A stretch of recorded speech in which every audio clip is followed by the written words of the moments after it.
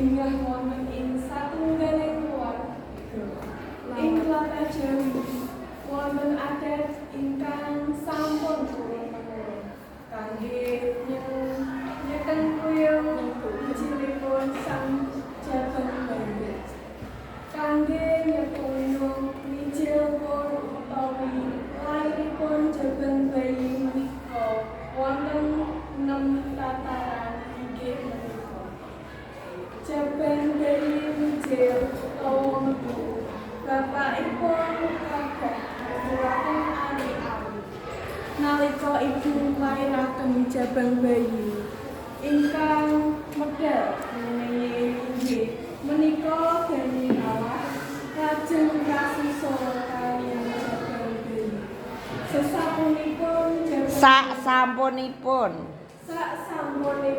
Jabang Bayi kasusul dening ari-ari miturut urut-urutanipun Dani Allah Jabang Bayi lajeng ari-ari mila wonten umen-umen Jawa kakang kawah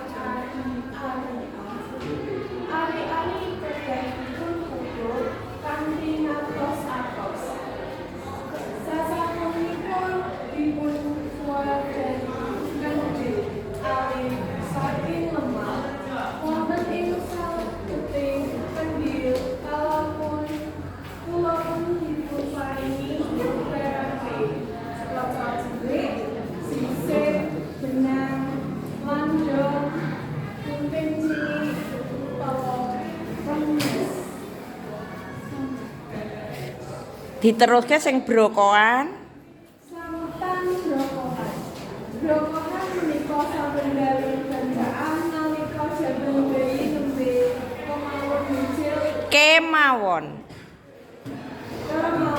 kemawon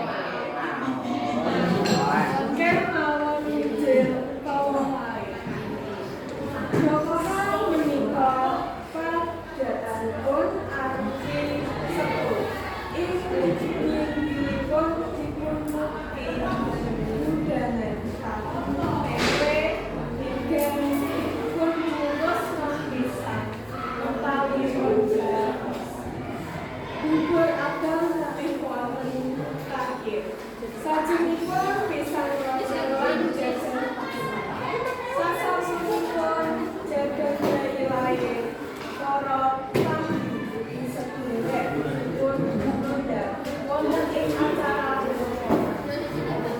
ing pengajian dipun suwun pangestu kangge keselamatanipun Jabang Bayi ingkang nggih kemawon wijil utawa lair ugi rasa syukur dumateng Gusti Allah awit sampun dipun paringi berkah ingkang wijil Jabang Bayi pemasaran bayi wis kuwi wae brokoan mawon sampun nggih menika brokoan kalebu upacara adat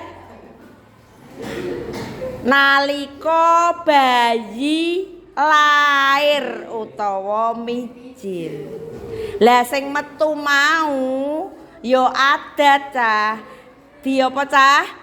Kakang kawah adi ari-ari maksude kawah kuwi banyu, ari-ari wujude kaya bunder, kuwi kok kenapa kudu dikubur? Ana sing dilarung ana ing kali. Kuwi ya kalebu adat ya.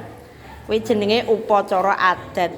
Dadi ana adat kuwi ana desa mawa cara. Dadi saben panggonan duweni adat dhewe-dhewe.